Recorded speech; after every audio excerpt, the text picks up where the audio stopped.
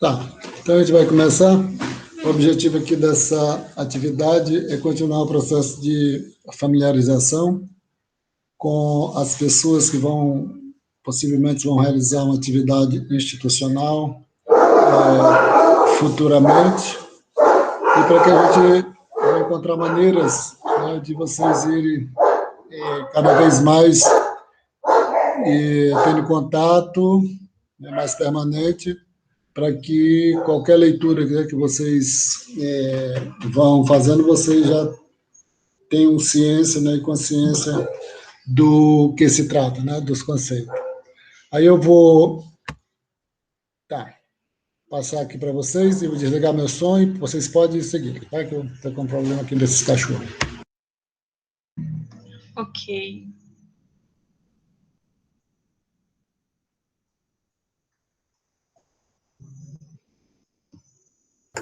Você vai compartilhar o slide, Ellen? Isso.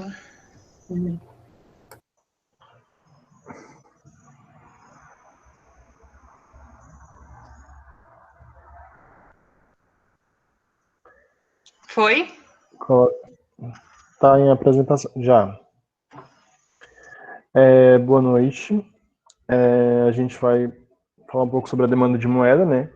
Com base no texto que o professor postou e alguns materiais que nós procuramos também. Pode passar, Ellen. Primeiro eu vou dar uma introduçãozinha sobre a teoria quantitativa da moeda, né? Aquela teoria que ela é apresentada lá nos clássicos, né? Primeiramente, vou falar um pouco sobre esse Irving Fisher, né? Que é um dos autores mais essa teoria, né? Esse autor, ele procurou explicar nessa funçãozinha a relação entre a quantidade da moeda e a despesa total nominal em bens e serviços finais, né?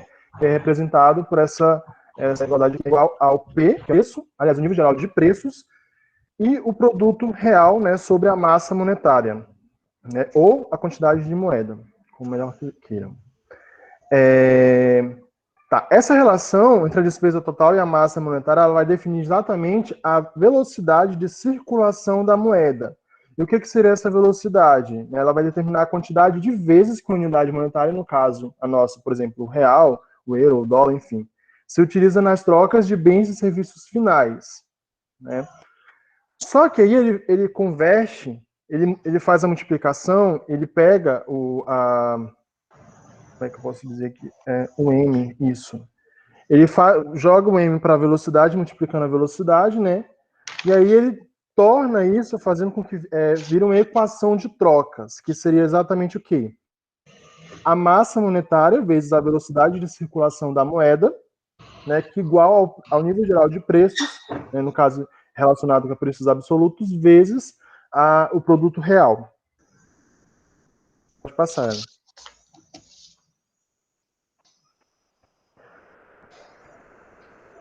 Quando ele faz isso, né, essa identidade, ele constitui apenas a quantidade da moeda multiplicada pelo número de vezes que ela é utilizada durante um ano. Né? Aí que determinaria essa identidade. Essa equação de troca, ela se converte na teoria quantitativa da moeda a partir do momento em que ele, né, o autor, aliás, esse autor, ele considera que a velocidade de circulação da moeda ela é muito estável. E aí ele dá algumas explicações para isso. Por exemplo, essa velocidade de circulação da moeda ela vai depender essencialmente, por exemplo, das preferências dos indivíduos, né, pelas diferentes formas de pagamento. Ele cita também, por exemplo, deixa eu ver se me lembro, das instituições e, enfim.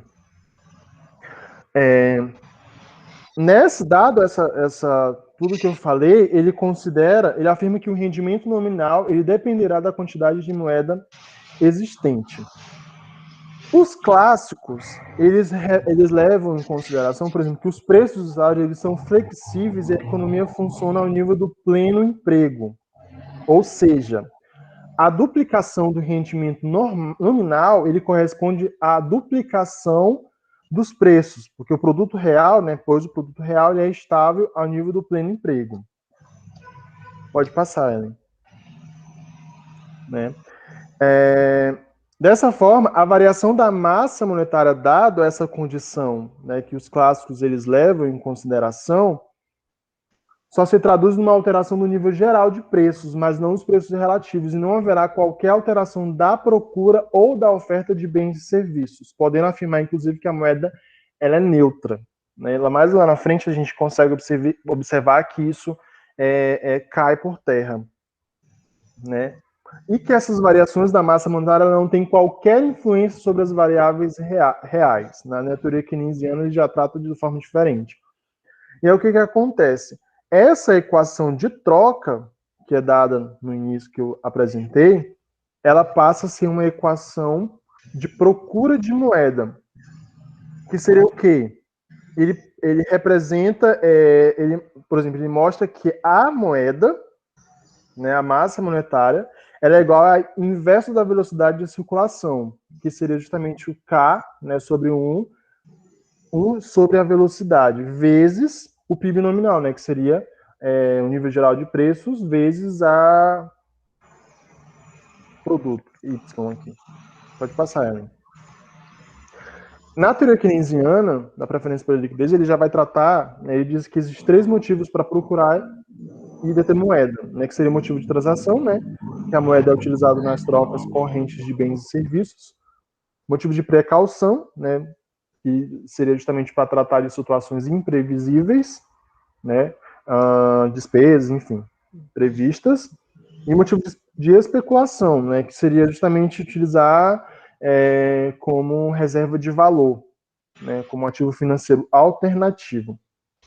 Mais lá para frente ele vai tratar que essa equação, né, de procura da moeda é onde é incluído, no caso, a taxa de juros, né, inclusive ele diz, que essa equação da procura de moeda, em que ele inclui a taxa de juros, a equação mostra, por exemplo, que é decrescente da taxa de juros e crescente do rendimento nominal. Né, ou seja, quando a taxa de juros aumenta, a procura de moeda em termos reais diminui. Né? Enfim, o que eu quero dizer com essa teoria keynesiana é que as variações da taxa de juros que é inclusa na equação, eles vão refletir em flutuações, né, aumentos ou decréscimos da velocidade de circulação da moeda que já não poderá ser considerada constante, como foi considerada na teoria quantitativa anteriormente. É isso. O ponto de vista está errado. Teoria neo-keynesiana, já tô nervosa. Teorias neo-keynesianas da procura por moedas. Como o Wesley acabou de falar aí da teoria de Keynes, né? Após essa teoria, ele recebeu bastante críticas. Teve até muitas bem forte pelo Friedman. Daí surgiram outras pessoas, né, que tentaram explicar melhor a teoria por procura de moedas de Keynes. Essas outras pessoas, elas foram chamadas, né, de neo-keynesianos. O Keynes, ele falou muito, a principal influência dele, né, seria a taxa de juros, que influenciava bastante na procura por moedas. E aí, a taxa de juros, ela continua continua sendo o principal elemento de trabalho dos neo-keynesianos. Eles seguem a mesma linha, né, para analisar o papel da procura por moeda. Aqui eu vou apresentar. Eles abordaram também os motivos da especulação, transação e precaução, que o Wesley falou agora há pouco. Entre os autores neo-keynesianos, eu vou falar de 2 modelos, o modelo de Bauman e o modelo de Tobin. O modelo de Bauman, ele fala da demanda transacional, seria a moeda como meio de pagamento, né? Esse modelo, ele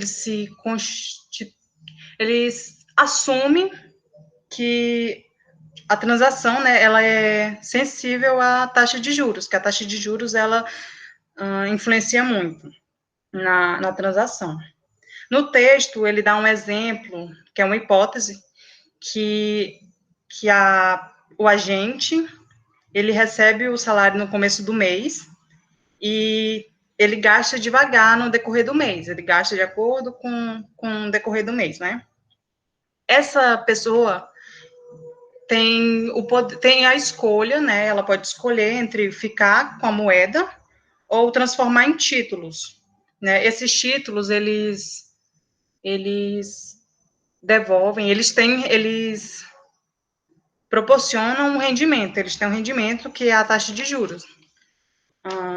Só que o que acontece é que quando eles escolhem os títulos, ficar com os títulos em vez da moeda, toda vez que eles precisarem fazer uma transação com os títulos, né, ou precisar de dinheiro para fazer um pagamento, por exemplo, eles vão ter que fazer a transação.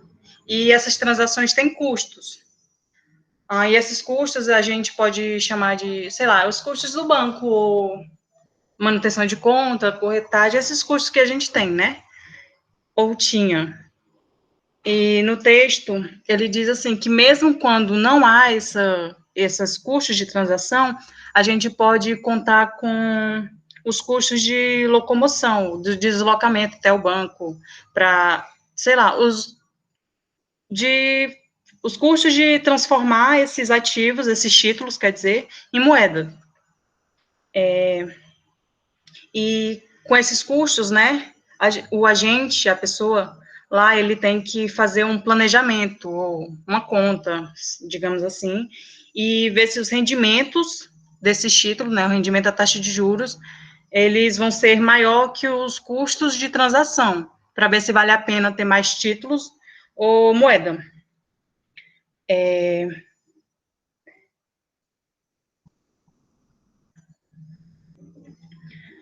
O custo de ter a moeda, né, seria os custos de oportunidade, seria em que, quando você detém a moeda, o custo de oportunidade é a taxa de juros que remunera os títulos. E quando você detém os títulos, o custo vai ser os custos de transação que você vai ter para transformar em moeda quando quiser a moeda, né? Aqui temos o modelo de Tobin. Ele fala da demanda especulativa, que seria a moeda como um ativo, né? Esse modelo é mais fácil que o anterior. Os dois são fáceis, mas esse é mais fácil. Ele fala, como a gente falou, que o Keynes foi bastante criticado, a teoria da análise dele sobre o motivo de especulação, né, também foi um alvo.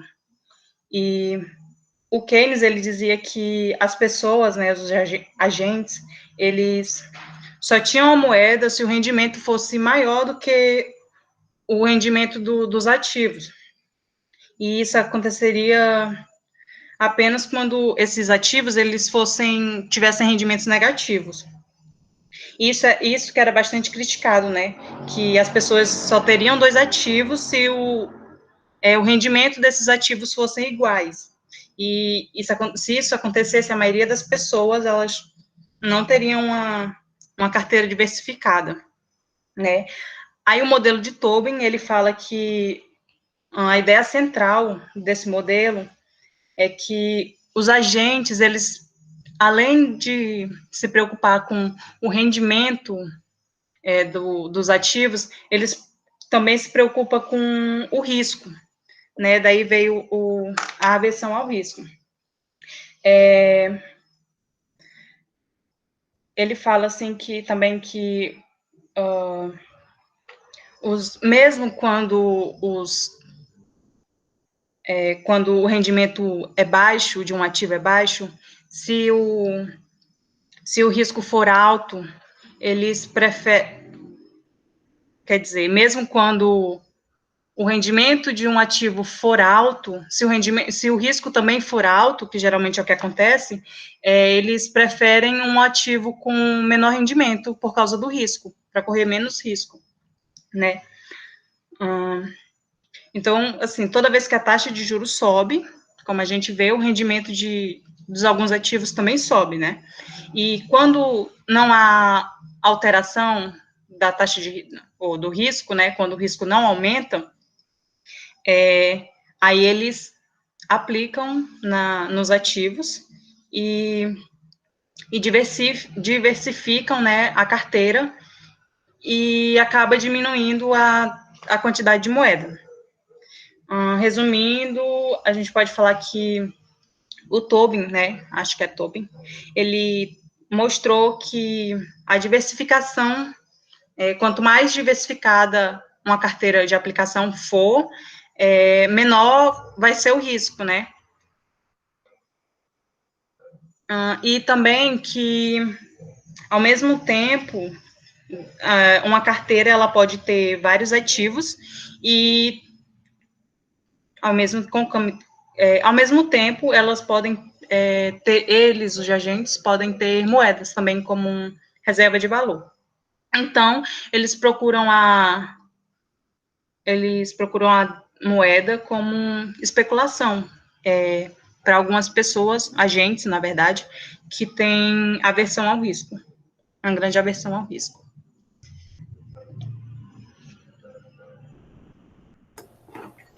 Boa noite, vou dar seguimento à apresentação, comentando um pouco sobre o Friedman.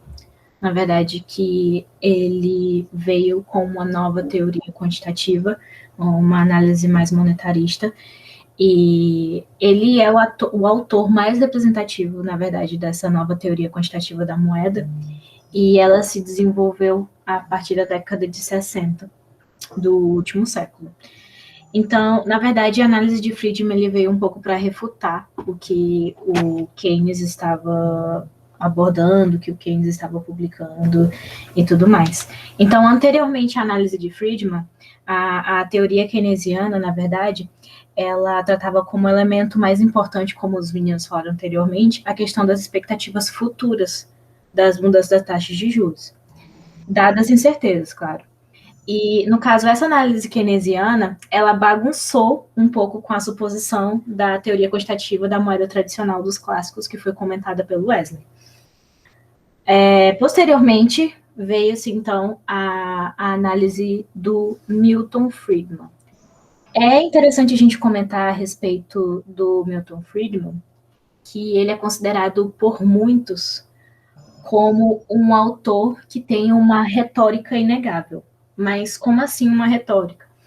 É porque ele, basicamente, o Milton Friedman, ele se aproximava dos estudos já credenciados, dos estudos já publicados, como do próprio Keynes, que foi feito anteriormente, para fazer as suposições e não tornar seus estudos algo absurdo e longe da realidade. Ou seja, ele aproveitava estudos que já estavam em andamento para acrescentar a sua ideia. Então, ele basicamente, ele não era necessariamente um inovador, mas ele era um grande retórico, ele utilizava-se de outros estudos para acrescentar e até negar algumas suposições. O Friedman, na verdade, ele considera que a moeda é um ativo financeiro, assim como o próprio Keynes tinha considerado anteriormente, e que a função da procura de moeda, ela pode ser deduzida a partir da teoria geral da procura de ativos, porque ele considerava a moeda como ativo. Então, essa procura por moeda, como outros ativos também, ela depende de recursos que os agentes econômicos dispõem, ou das opções de escolhas que eles têm no mercado em geral. Então, anteriormente à teoria quantitativa da moeda, ela explicava somente a relação entre a renda nominal e o nível de preço. Mas o Friedman, ele diz, na verdade, que a teoria da quantitativa da moeda, ela é, antes de tudo, uma teoria da demanda por moeda. Então, mais uma vez, ele está aqui aproximando da análise de Keynes. Então, no caso, não seria uma teoria de geração de renda, como foi tratado anteriormente. Então, ele considera, na verdade, 3 fatores determinantes para a demanda por moeda, que se assemelham com até a demanda da teoria do consumidor convencional, que a gente pôde ver em outros momentos. Então, os três fatores que ele considerava para essa demanda por moeda seria, primeiramente, a riqueza total, que lá na teoria do consumidor convencional, a gente trata ela como restrição orçamentária. Ele também considera o preço dos ativos alternativos e os gostos e preferências. Mas lembrando que esses gostos e preferências, elas são constantes ao longo do tempo e do espaço. E a gente vai poder ver isso melhor na fórmula a seguir. Pode passar, Ellen. O Friedman, acho que você passou demais. Aí. Não, voltamos. Era aqui, doida. Oh. Isso, é aí. Muito bem. Então, o Friedman, ele define a riqueza, porque ele considerou a riqueza como um dos fatores determinantes da demanda, né? Ele considera essa riqueza de uma forma bem ampla, na qual todas as fontes de renda e serviços consumíveis seria a dada riqueza que ele comentou aqui. Mas é importante ver que a renda, nesse caso, ele não trata como o mesmo conceito do PIB que foi analisado. Essa renda possibilitaria o nível de consumo estável mantido indefinidamente, que ele comenta até como renda permanente. Então, o que seria isso? Ele trata essa renda como uma renda permanente. Então, basicamente, ele trata-se da riqueza individual, a qual é vista como o valor utilizado de todos os rendimentos esperados no futuro. Ou seja, ele admite que esse rendimento permanente ele exerce um efeito positivo sobre a procura de moeda, que também foi comentado anteriormente, a gente vai ver melhor no nosso gráfico. Ok? As formas que os ativos relativos que ele comenta podem assumir, nesse caso, seriam de moeda, que proporciona, por exemplo, comodidade, poder de compra, títulos, que na realidade eles rendem juros, as ações, que proporcionam apreciação mais dividendos, os bens físicos, o capital humano, e é interessante comentar que esse capital humano, ele considera como impossível de expressar preço, certamente. Então, em relação à fórmula, essa fórmula funcional da demanda por moeda. Foi assim ele definiu como que aconteceria essa demanda por moeda. Então, é possível a gente analisar que nós temos a demanda por moeda em relação a P. Por quê? Ele trata essa demanda por moeda como algo real, ou seja, essa demanda por moeda, ela tem todos os efeitos inflacionários descartados, ok? Então, é a demanda por moeda real mesmo. Em relação o que influencia essa demanda por moeda? Nós temos, primeiramente, essa relação positiva da riqueza humana e não humana. Então, à medida que esta cresce, a demanda por moeda também aumenta. Segundamente, nós temos aqui o nosso RT. O que seria esse RT? Seria a taxa de retorno dos títulos. Como vocês podem ver, ele tem um efeito negativo. Então, quanto maior a taxa de retorno dos títulos, mais caro é você deter moeda. Mas por quê? Porque, assim, quanto maior a taxa desses juros, fica mais caro você deter moeda, porque você está perdendo rentabilidade. Se eu fico com moeda na mão e não compro o título, e a taxa está alta, eu não ganho essa taxa de juros que ele está pagando. Então, fica mais caro eu deter a moeda. Por isso que a relação é negativa. E idem para as ações, o nosso RAI. Então, se o valor delas está subindo, eu fico com dinheiro na mão, eu perco dinheiro. Então, ele também tem um efeito negativo. Ok? Na quarta relação, nós temos a taxa de variação de preços, que é a mesma coisa. Se eu espero que os preços na economia aumente, significa que o custo de ficar com dinheiro na mão ficou mais caro ainda. Então, novamente, uma relação negativa. E o nosso Y, que seria a nossa quinta análise, é referente à nossa riqueza total. Então, obviamente, como falado anteriormente pelos outros autores, se a riqueza total aumenta, há um aumento também por demanda da moeda. E nós temos, por último, a relação do nosso U, que está se referindo aos gostos e preferências.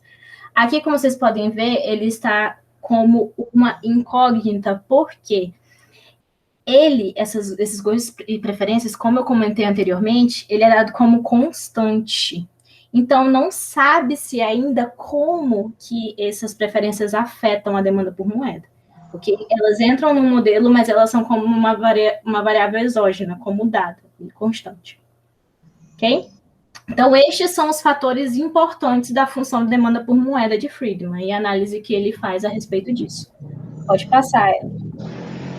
Então, tal como Keynes, o Friedman, ele considera que a procura de demanda deve ser expressa em termos reais, como eu comentei anteriormente. Em síntese, pode admitir-se que a procura de moeda é função da riqueza dos indivíduos e do rendimento relativo esperado da moeda, que em comparação com o que poderão receber das aplicações de outros ativos, como eu comentei anteriormente, que a relação nesse caso seria negativa. E, deixa eu ver mais. Mesmo com essas hipóteses que foram levantadas, ele chega à conclusão, o Friedman, nesse caso, similar à teoria quantitativa da moeda clássica, que foi comentado pelo Wesley anteriormente, de que a moeda, a demanda por moeda, ela guarda uma relação estável com a renda nominal. Ou seja, a oferta de moeda afetará apenas o nível geral de preços e não a demanda de moeda. Nesse modelo, ele tem que ser dado como exógeno. Então, a procura de moeda é estável, pois o rendimento permanente, que é o principal argumento da nossa função, é considerável estável também pelo Friedman. E a estabilidade da procura por moeda e essa insensibilidade que ele tem com variação de taxa de juros, eles implicam que a velocidade da circulação da moeda também é estável e previsível. Ou seja, a conclusão é que a teoria quantitativa, na verdade, tem relação com as variações, não tem relação com as variações da massa monetária. Porque essa massa monetária, na verdade, ela só vai impactar ao rendimento nominal e não necessariamente a demanda por moeda. Então, ele fez um rodeio, como eu comentei anteriormente, ele tem uma retórica muito forte, porque ele iniciou seus estudos se aproximando muito ao Keynes, mas ele veio para refutar a teoria keynesiana, resgatando muitos dos termos e estudos da teoria quantitativa da moeda clássica, que era convencional anteriormente.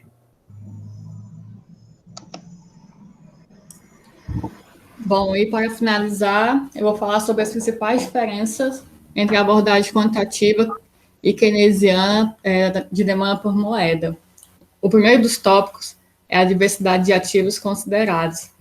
O Friedman, ele fala que há diferentes ativos alternativos à moeda, que são obrigações, ações, ativos, com diferentes rendimentos. Portanto, há diferentes taxas de juros, diferentes retornos influenciando a procura de moeda.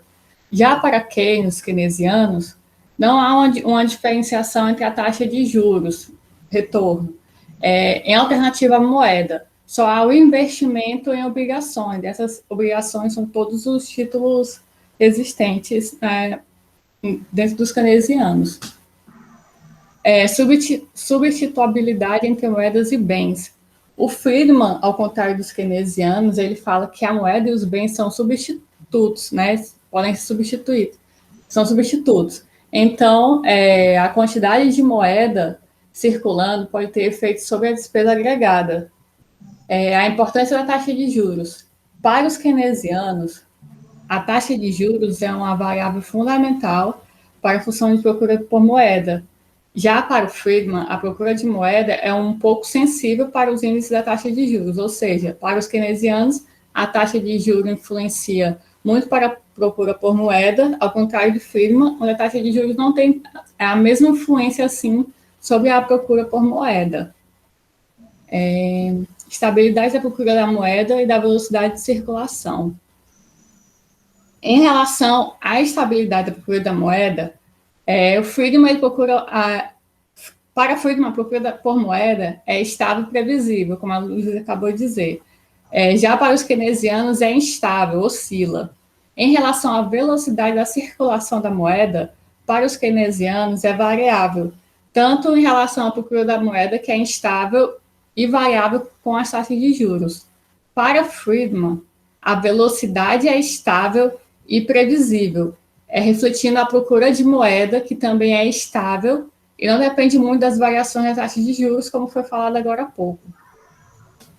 O impacto na economia de variações da taxa de juros. Na teoria quantitativa da moeda, na teoria quantitativa, a moeda é neutra, já que as taxas de juros não influenciam qualquer variável real. Para os keynesianos, as variações da taxa de juros são providas das alterações da oferta e da procura de moeda, tendo efeito sobre a produção e sobre o emprego. A eficácia da política monetária. Para os keynesianos, o aumento da oferta da moeda afeta a economia na medida que as variações, na medida onde há variações na taxa de juros. Já na teoria quantitativa, as variações da oferta da moeda variam o rendimento nominal. No caso de aumento da oferta da moeda, ocasiona um aumento no nível geral dos preços. Pode passar, Ellen. A evidência empírica. Ao longo do tempo, foram feitos alguns estudos sobre a procura da moeda, conseguindo evidências empíricas, ou seja, constatações de resultados desse tema, constatações sobre as teorias, digamos assim. Para a maioria dos pesquisadores, em alguns textos que eu pude ler, a elasticidade de renda da demanda da moeda ela está próxima de 1, e apenas Friedman e alguns de seus seguidores que consideram a moeda como um bem superior, de alta elasticidade de renda. Para a grande maioria dos pesquisadores, a demanda da moeda responde à taxa de juros e a função da demanda da moeda é relativamente estável. Sobre a sensibilidade da procura da moeda e a variação da taxa de juros, segundo alguns estudos, a procura de moeda é sensível às variações da taxa de juros, porém, isso é discutível quando essa sensibilidade seja a armadilha de liquidez keynesiana, que diz que se a taxa de juros estiver a níveis baixos, essa sensibilidade da procura de moeda, a variação de taxa de juros é muito elevada e pode levar uma política monetária a ser ineficaz. E sobre a sensibilidade da procura da moeda e a velocidade de circulação, que depois dos anos 70, foi quando a moeda começou a se tornar mais instável, essa instabilidade tornou a velocidade de circulação da moeda mais difícil de se prever. Mas também há indícios de que a velocidade de circulação aumenta quando tem uma expressão do produto. E em períodos de recessão, essa velocidade da circulação da moeda é baixa, diminui. E é isso.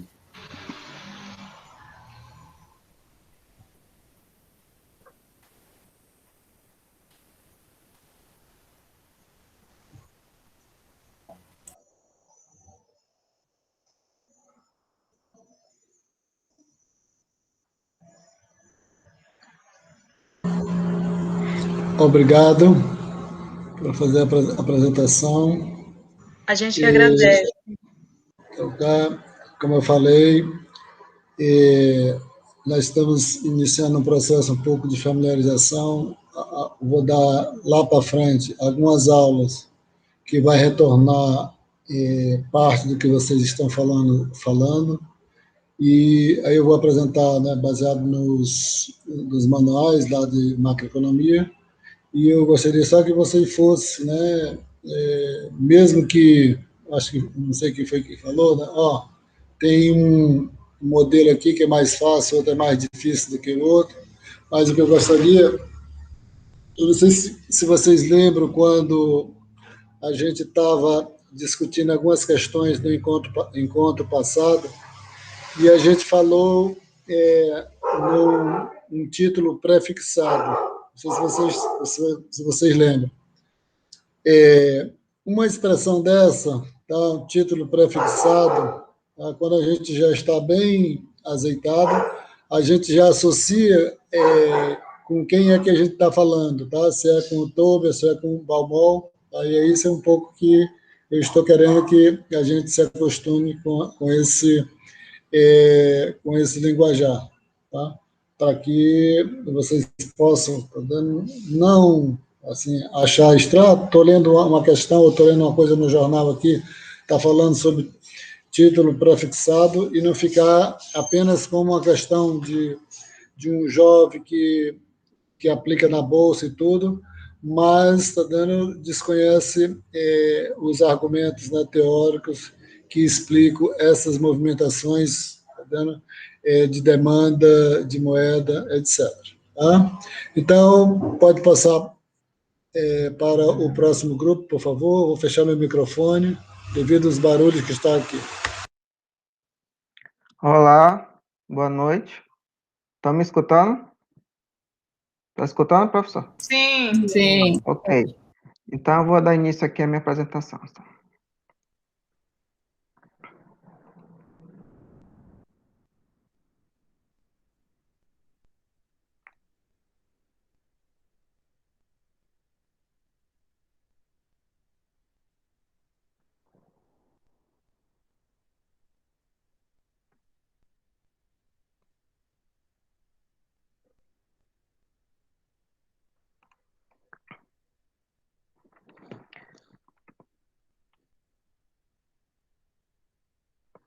Boa noite, meu grupo é o 2. A gente também vai falar sobre demanda por moeda. Eu vou começar falando, o meu grupo é composto por eu, o Jacé, o Risley e o Andrei. Então, eu vou falar sobre a teoria quantitativa da moeda e a teoria keynesiana da preferência pela liquidez. Depois de mim vem o Risley falando sobre a teoria neo-keynesiana. Aí vem o Jacé falando sobre o Friedman e a teoria quantitativa. E por último vem o Andrei falando sobre a diferença entre as abordagens.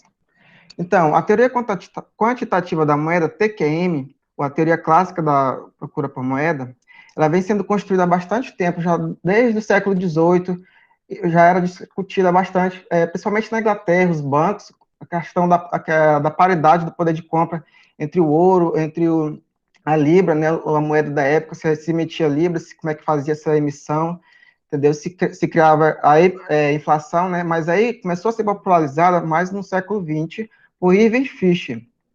Ele fez um livro que ficou bastante famoso, que é O Poder de Compra do Dinheiro. Nesse livro aqui, ele sintetizou a ideia da teoria quantitativa da moeda, TQM, e trouxe essa formulazinha aqui, que eu vou explicar mais adiante. O que significa a teoria quantitativa? Ela estabelece que os preços variam diretamente com a quantidade de moeda em circulação, considerando que a velocidade da circulação da moeda e o volume das transações com bens e serviços não se altera, ou seja, aqui só varia o quê? Só a quantidade da moeda em circulação, né? As outras partes da equação não varia. O que eu quero dizer aqui, ó? Com esse Pzinho aqui, esse X, o P é o nível geral de preços, o Y é o produto real, dividido por M, que é a quantidade de moeda, é igual à variação renda. Essa variação renda é a velocidade de circulação da moeda, quantas vezes ela vai passando de mão em mão. Esse PIB, esses Y aqui, nada mais é do que o PIB nominal. Se eu pegar o PIB nominal e dividir pela quantidade de moeda, eu vou ter quantidade de variações. Essa é a primeira expressão que foi chegada por Irving Fisher. Mais na frente, a gente chega na equação de trocas, que é moeda vezes a velocidade de transação, que dá igual ao PIB nominal. Mas aí você deve estar se perguntando, o que é esse tal de variação? Variação é uma variável fixa, né, aqui na equação. Aí eu vou dar um exemplo. Imagino que eu estou querendo comprar uma bananinha da Ellen. Aí eu dou R$ 2 para a Ellen. Aí a Ellen pega os meus R$ 2 e compra um refresco da Luísa. Aí pegou, passou mais R$ 2 para a Luísa. O que aconteceu? O PIB no Brasil, então, aumentou R$ 4, não foi? O que significa? Passou por duas pessoas, ou seja, variou duas vezes, circulou duas vezes os meus R$ 2, virou 4. É assim que funciona a variação, a quantidade de vezes. Tem uma estatística calculada pelos economistas que diz que o valor fixo de variação por ano é de a cada 18 dias, ou seja, a cada 18 dias o dinheiro muda de mão, segundo uma estatística que foi calculada. Isso significa que, num período de um ano, o dinheiro ele passa por 20 mãos diferentes, ele circula 20 vezes, entendeu? Tá, voltando aqui para a questão da equação de trocas, aqui eu vou a equação ela se converte na TQM quando exibir as seguintes características. Ou seja, a sua equação em si ela não diz muita coisa, né? Mas na vida real, o que que ela, para poder se enquadrar na teoria da quantitativa da moeda, quais são as características que ela precisa ter? Ou seja, a velocidade de circulação da moeda ela tem que ser estável ou constante no curto prazo. A moeda ela precisa ser estável, entendeu? No caso, também, o preço e o salário são flexíveis e a economia funciona no nível de pleno emprego. Aqui a ideia de que não existe desemprego, tudo tá ok, entendeu? Não existe, como é que se diz, falta de demanda. Mas, se não me engano, a lei de SEI está sendo cumprida aqui. Tá. Variações na quantidade de moeda não têm influência sobre variáveis reais, o que, no caso, a moeda é neutra. Mais na frente, a gente vai ver que o Keynes ele discute sobre isso aqui, a questão da neutralidade. Bem interessante. A equação pode ser convertida numa equação de demanda de moeda definida por... aqui, como sendo os requisitos aqui cumpridos, ele fala o seguinte, que o MD, que é a demanda pela moeda, é uma quantidade K vezes o PIB nominal. É isso que você percebe que a procura da moeda se dá em termos de proporção do PIB nominal. Entende? Dá para pegar mais ou menos? Ou seja, a quantidade ela vai ser sempre uma parte. Lógico que quando lá aparece valores, tantos por cento cresceu o PIB, tantos trilhões que você vai ver, o valor real em moeda é bem menor, porque esse valor ele vai passando de mão em mão com o decorrer do tempo. Tá, agora eu vou falar sobre a teoria keynesiana da preferência pela liquidez, e vamos ver através dela que ele traz uma nova visão, uma nova paradigma para a questão da teoria da procura pela moeda. Aí aqui temos três motivos que Keynes, segundo ele, se dá à procura pela moeda. Porque isso tem a questão da transação, ou seja, a moeda é utilizada nas trocas correntes de bens e serviços. A precaução, a moeda é um ativo seguro, que serve para atravessar um futuro incerto ou nebuloso, atendendo às contingências inesperadas e às oportunidades imprevistas. Ou seja, eu quero guardar moeda porque eu sei seguramente que no futuro eu posso precisar dela para ter algum problema, precisar fazer algum problema de saúde, que eu preciso de dinheiro. Talvez pareça alguma oportunidade imperdível, precise investir em alguma coisa, comprar uns títulos que estão imperdíveis, que vai me trazer bastante renda. Enfim, existem N possibilidades. Por isso que ela é considerada como ativo seguro aqui, segundo a teoria keynesiana. Vem também a questão da especulação. A moeda ela pode ser utilizada como ativo alternativo financeiro, né, a outros ativos, que no caso seriam como uma reserva de valor. E está relacionada à incerteza quanto ao comportamento futuro da taxa de juros. Os juros aqui é muito importante na questão da especulação, porque como resultado de uma mudança nas informações do mercado pode alterar nas taxas de juros. E aí vem a questão da incerteza, vem a questão de como vai ser investido o dinheiro, a moeda, né, criando ações, tudo isso vem na motivação da especulação. Então, com base nesses motivos, né, a função da demanda de moeda para Keynes seria assim representada. Ele pega aqui, a demanda de moeda é igual a L1 vezes o Y, que é o rendimento real, mais L2 vezes o I, que é a taxa de juros.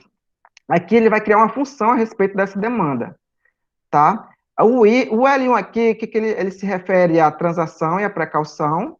O L2 se refere à especulação. Então, ele pegando esses dados, ele vai criar essa outra equação aqui. E aqui é a questão da circulação, velocidade de circulação da moeda. Né? Devemos calcular a velocidade da circulação da moeda, levando em consideração os juros pela seguinte expressão. Essa expressão é aquela que a gente já viu lá atrás, né? Que tem o PIB dividido pela quantidade de moeda. Só que em relação aqui à parte da moeda, ele pega e transforma nessa função aqui, ó. Vocês vejam que o rendimento real, ele está em função também da taxa de juros. Ó. Um está relacionado ao outro, está dentro de uma função. O que isso significa? Isso significa que a taxa de juros, se aumentar, a procura da moeda em termos reais vai diminuir. E, consequentemente, a velocidade de circulação V aumenta. Ou seja, se eu tenho menos moeda, ela circula mais rápido. Certo? Está diminuindo a moeda aqui, procura, né? E aqui que a conclusão que a gente pode chegar é essa. Variações da taxa de juros vão traduzir-se em flutuações, aumentos e decréscimos da velocidade de circulação da moeda, que já não poderá ser considerada constante. Veja bem, lá atrás, com a teoria quantitativa clássica que a gente viu, aqui a circulação da moeda tinha que ser constante. Já Keynes, ele fala, não, aqui a moeda ela vai ter flutuações, vai sofrer flutuações no decorrer do tempo. Então, aqui ele já traz uma nova perspectiva em relação à teoria da procura tá no caso da demanda pela moeda. Estão pegando? Tá, aí aqui, mais em relação à teoria keynesiana, ele depois que, aqui só um adendo, aqui na questão da procura, né? Esses três motivos aqui, ele trouxe no livro dele, da Teoria Geral do Emprego, da Renda, aquele famoso livro que ele trouxe as questões macroeconômicas famosas que estão sendo utilizadas até hoje. Só que depois desse livro famoso, ele escreveu um artigo, porque ele foi muito rebatido também, e ele trouxe um novo motivo para falar sobre a busca pela moeda, que é o motivo financeiro, e refere-se ao investimento em bens de capital. O que isso significa? Que toda empresa ela precisa ter mais ou menos o quê? O capital de giro, um dinheiro, um valor de reserva que seja utilizado no maquinário, no investimento. Entendeu? E esse dinheiro ele vai ser usado, ele está rodando na economia. Então, o motivo financeiro seria o quarto motivo que Keynes acrescentou depois do livro dele, Teoria Geral do Emprego e Renda, do Dinheiro, Juros, Renda, lá, desculpa que eu estou... só lembro por teoria geral, né? Mas aqui, voltando ao que eu estava falando, a teoria keynesiana representa uma mudança de paradigma, por quê? Porque a moeda para Keynes é uma forma de riqueza. E a taxa de juros, o preço que guia a escolha entre as formas líquida e ilíquida de riqueza. O que ele quer dizer com líquida e ilíquida? Quando eu falo em riqueza, eu estou falando em variável de estoque, certo? E quando eu falo em renda, eu estou falando em variável de fluxo. Só que aqui ele quer dizer com isso aqui, mais ou menos é o seguinte: a moeda ela pode passar, variar, ela pode, como eu posso dizer, ir passando de variável de estoque e variável de renda, de fluxo, desculpa. Porque assim, quando ela está na forma líquida, ela é uma variável de estoque, mas quando ela está na forma ilíquida, ela é uma variável de fluxo, entendeu? Na riqueza. Ou seja, diferentemente da visão clássica da teoria quantitativa da moeda, a variável, ou a moeda, ou era na forma de estoque líquida, ou entendeu? Não podia variar, transitar entre um e o outro, só podia ter 8 ou 80, era um, era outro, era uma variável X e uma variável Y. Aqui não, aqui o que ele está no novo paradigma, nesse sentido de que tem essa transitação entre moeda líquida e ilíquida, entendeu? Isso é muito importante também ressaltar a questão dos juros, que faz a busca pela essa forma líquida e ilíquida é muito importante, ele influencia bastante. Outra coisa que eu esqueci de falar aqui na precaução, desculpa, na especulação, é que Keynes, ele falava muito que ele inventou um termo curioso, que ele falava assim, de investidores, os investidores touros. O que ele quis dizer com isso? Ele queria dizer que os investidores ursos é aquele que queria reter moeda, procuravam reter mais moeda, eram mais seguros, e aqueles investidores touros eram aqueles que queriam gastar mais com títulos e procuravam mais renda, que ganhassem mais lucros com renda da moeda, entendeu? Aqui, no caso o touro seria o investidor mais audacioso, mas, enfim. Agora eu fico imaginando, qual bicho o Keynes daria o nome para o investidor de hoje, que investe em ações, né, que tem altíssimo risco? Seria interessante, se ele tivesse vivo, provavelmente ele ia inventar outros nomes, outros apelidos em relação à questão do investidor, do comportamento. E a teoria comportamental também da economia, acho que também impressiona bastante Keynes, se ele tivesse vivo. Então, voltando ao que eu estava falando aqui, foi só um adendo, desculpa essa mudança brusca assim de rumo, mas continuando o que eu estava falando, ao invés da escolha entre consumo presente e consumo futuro, concebida pela teoria clássica, né, que é o que eu falei antes, o consumo presente e o consumo futuro, a variável, né, da moeda. Aí Keynes ele não pensa dessa forma, ele cria um novo paradigma. Aí dado que a taxa de juros, a qual se recebe quando se adquire títulos financeiros, ao invés de acumular moeda, nunca é negativa. Isso aqui tem a questão da armadilha da liquidez, que a gente já viu também, mas aqui a gente não entra nesse foco aqui mais ou menos não, porque é mais na frente, a teoria quando estiver mais elaborada, ele vai chegando a... Porque assim, a gente nunca é negativo, né, mas em alguns casos pode ser que aconteça, né, que tenha alguma variação da questão da inflação e tudo, mas enfim, aqui é porque ele não leva em consideração esse aspecto. Aí, para finalizar, eu trouxe aqui uma frase do Keynes que sintetiza o que a busca dele no caso, a teoria keynesiana, né, a preferência pela liquidez. O que ele queria buscar? Ele pergunta o seguinte: por que alguém preferiria guardar sua riqueza de forma que rende pouco ou nenhum juro, ao invés de conservá-la de outra forma que renda algo? O que ele quer dizer com isso? Você pega a sua moeda, você pode, tudo bem, guardar no seu colchão, mas você tem uma N possibilidade de assim, de serviços financeiros, muitos mesmo, que você pode, e se você estudar, você for atrás de manuais, você nem precisa, assim, conhecimento muito profundo sobre essa questão do investimento, você pode sim fazer seu dinheiro render, ao invés de ele estar parado. E a gente sabe que com o tempo o dinheiro vai se perdendo valor, né? Vai se desvalorizando bem pouquinho devagar com a inflação, né? Mas por isso que é importante a questão do investimento, para a gente fazer o dinheiro ele não ficar parado, não ficar assim retido. Pelo menos até a poupança muitas vezes, né? Às vezes não é muito atrativa. Aí vem a questão dos investimentos de títulos, né? Que rendem um pouco mais acima da poupança. Aí vem as ações que rendem até mais, mas também é mais arriscado. E tem isso, aquela pessoa que tem o investidor, no caso, aquela pessoa que capitalista, né, que tem o dinheiro, ele vai pensar em dinheiro fazer render de alguma forma. E eu acredito que hoje em dia tem muitas possibilidades para tal.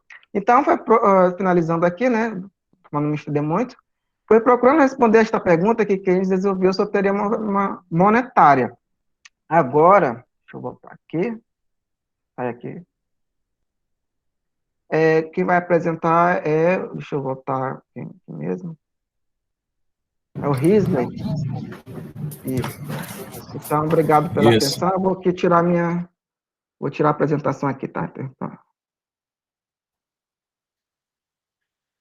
Boa noite. Dando continuidade, eu vou falar sobre a teoria neo-keynesiana da procura da moeda, que atualmente é conhecida como modelos de Bauman e Taube. Ambos observaram que as pessoas mantêm estoques de dinheiro da mesma forma que as empresas mantêm estoques de mercadoria. Num certo momento, as famílias têm uma parte do seu patrimônio em forma de moeda. Para poder fazer compras, se mantiver em grandes partes do seu patrimônio em forma de moeda, sempre terá dinheiro para realizar transações. Se for uma pequena parte, vai precisar obter dinheiro, por exemplo, vendendo títulos, sempre que quiser fazer uma compra em geral. Vai haver um custo, como uma taxa de corretagem, cada vez que vender um ativo, remunerado para obter dinheiro, necessário para as compras, né? Portanto, a família ela precisa fazer uma escolha. Se ficar com muita riqueza em forma de moeda em seu poder, perde os juros e ganharia se mantivesse os títulos. Ao mesmo tempo, reduz o custo de transação, de converter os títulos em dinheiro cada vez que quiser comprar alguma coisa. Este problema ele é semelhante de uma empresa que precisa definir o nível de estoque. Com um estoque grande, sempre terá insumos para produzir ou vender mais, manter estoques em seu custo, pois ele não rende juros, envolve despesa de armazenagens e seguro, né? Portanto, essas empresas devem analisar se é mais conveniente manter estoque maiores e arcar com seus custos ou reduzi-lo. Que uns arranjos institucional no mercado financeiro também afeta significativamente a procura de moeda, né? O Keynes ele só conseguiu engordar a procura especulativa, supondo que os títulos de curto prazo pouco circulassem no mercado, né? Que era uma oferta abundante de títulos de prazo curto, reduzindo o risco de oscilações de suas cotações, que deve reduzir a procura de moeda, e tal ponto que pode, inclusive, afetar a procura por transações. Como no modelo de Bauman e Taube, né? Explicitamente, construímos a curva pela procura de moeda, admitimos que indivíduos e empresas eles tivessem como aplicar dinheiro em títulos de prazo inferior a um mês. Contudo, no mercado monetário modernos, operadores de mercado aberto que oferecem aos seus clientes operações por qualquer prazo, a partir de um dia. Em geral, um saldo médio de dinheiro, que é a metade da quantidade da moeda transferida das aplicações de mercado aberto, para a conta corrente de cada transferência. Alternativamente, a quantia transferida para a conta é o dobro do saldo médio. O número total de transferência é o total de consumos planejado ao mês, dividido pelo valor de cada. Mas, ao mesmo tempo, manter um saldo médio, né, em sua conta, que é um custo de oportunidade do mês, que, na verdade, isso significa que um aumento de juros reduz a demanda por moeda. E um aumento de renda aumenta a demanda por moeda. E um aumento de custo de corretagem aumenta a demanda por moeda. Na verdade, o modelo ele é dividido, o modelo de Baum, e ele destaca a influência da renda real, da taxa de juros e dos custos de transação. Ele não, na procura de moeda, ele deve ser considerado complementar ao de Tobin.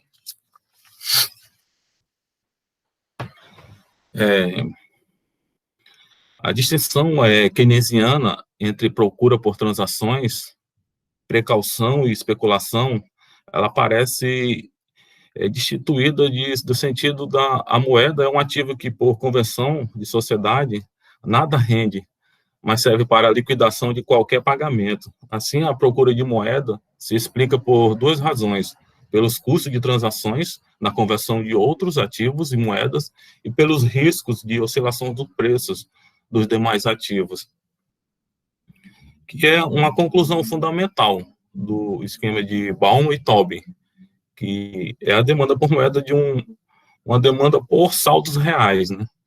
Que as pessoas só estão preocupadas com o poder de compra do seu dinheiro e não com o seu valor nominal. E essa característica da demanda geralmente é conhecida como uma ausência de ilusão monetária. O modelo também ele capta efeitos importantes da renda, da taxa de juros e do custo fixo sobre a demanda de moeda, que o aumento da renda ele faz com que uma família aumente suas despesas e, para suportar o volume maior de transações, ela aumenta o valor médio de dinheiro, que mantém seu poder. Que podemos indicar que é o efeito quantitativo exato de um aumento de renda. Eu tentei aqui fazer um exemplo aqui, que é uma família de sorte cuja renda real aumenta 10%, portanto, o seu nível de Y passa para 1,10Y, que, no caso, o Y seria um rendimento permanente, o MD seria a demanda por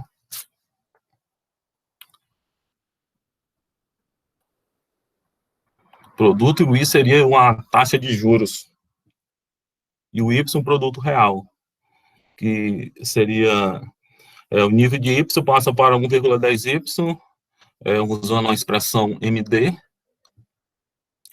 sobre P, que seria 2Y sobre I, que seria a taxa de juros I.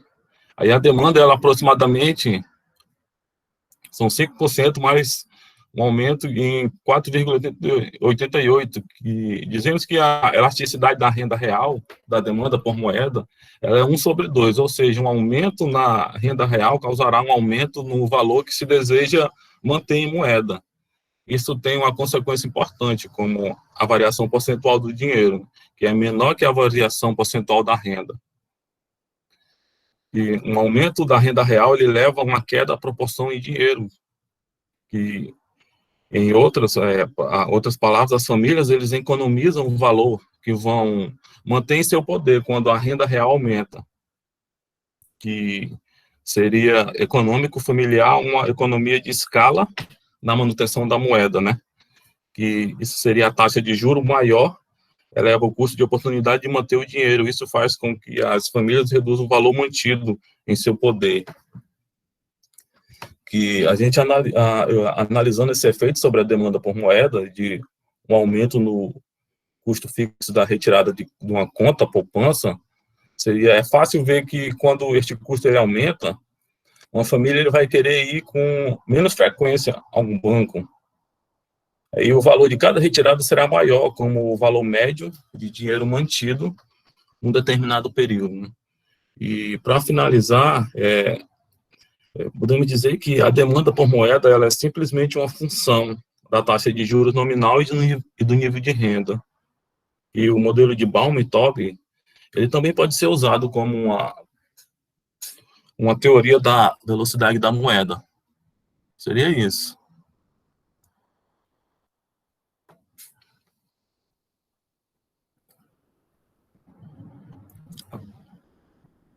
Agora o Gessé que vai dar continuidade.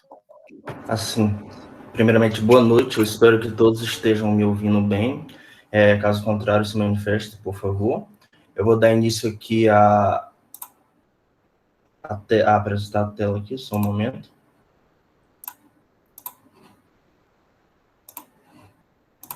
Eu vou falar sobre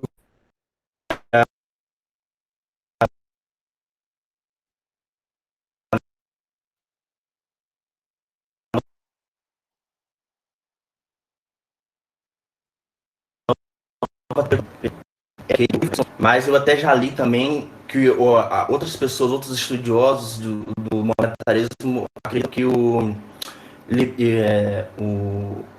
tem um outro livro que é mais famoso, que seria mais famoso que o livro para escolher, que é o Liberdade e Economia, alguma coisa assim, né? E em relação ao Friedman, eu até vou dar continuidade, e eu vou ser um pouco sucinto e rápido também, porque minha internet não está muito boa, então é provável que possa cair.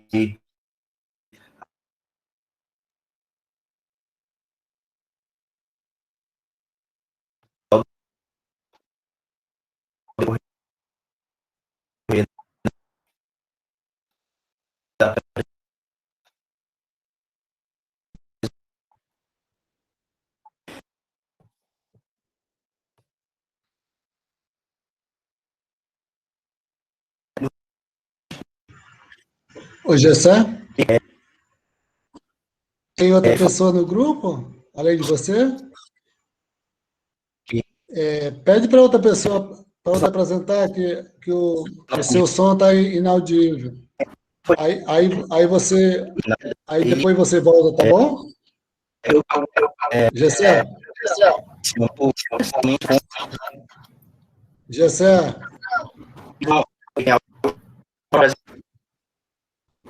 Gessé?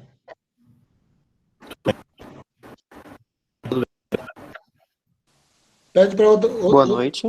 Opa, vai lá.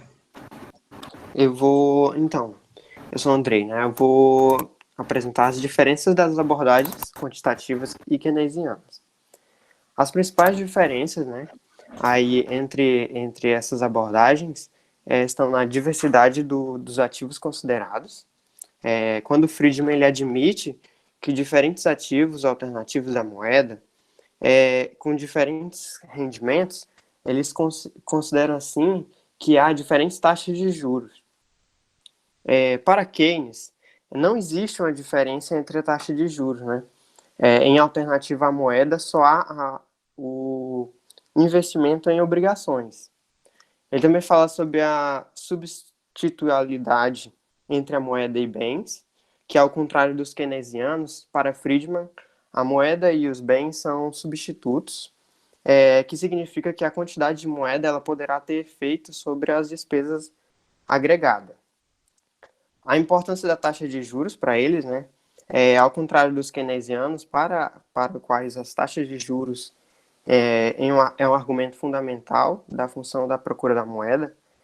Para Friedman, a procura dessa moeda ela é pouco sensível aos movimentos da taxa de juros. A estabilidade da procura da moeda e a velocidade da circulação, onde a procura da moeda ela é instável para os keynesianos e ela é estável e previsível para Friedman. E a velocidade da circulação da moeda ela é variável nos keynesianos, e enquanto para os Friedman ela é estável, né? O impacto na economia de variação da taxa de juros, que para os keynesianos essa variação da taxa de juros ela resulta na alteração da oferta e na procura por moeda, que vai ter efeito sobre a produção e o emprego. E para a teoria quantitativa, as variações da taxa de juros elas não influenciam qualquer variável real. A moeda ela é, portanto, neutra. E a eficácia, né, da política monetária, que para a teoria quantitativa, a variação da oferta da moeda ela se traduz apenas na variação do rendimento nominal. Um aumento da oferta da moeda ela provoca um aumento do nível geral dos preços, mas não altera os preços relativos e tem consequências pouco significativas ao nível do produto real. Já para Keynes, um aumento da oferta da moeda ela tem um efeito no nível da esfera real da economia, na medida em que provoca a variação da taxa de juros, cujos efeitos eles se transmitem à economia através dos chamados canais de transmissão da política monetária. Aí ele continua falando das evidências empíricas, que ao longo dos anos ela foi desenvolvida uma investigação sobre essa procura da moeda, o que permitiu obter algumas evidências empíricas, notadamente sobre a relação entre as taxas de juros e a procura da moeda, e sobre a possível estabilidade da função da procura de moeda, podendo salientar diversos resultados. Sobre a sensibilidade da procura da moeda à variação da taxa de juros, os estudos eles convergeram no sentido de afirmar que a procura da moeda ela é sensível à variação da taxa de juros, embora seja discutível essa sensibilidade.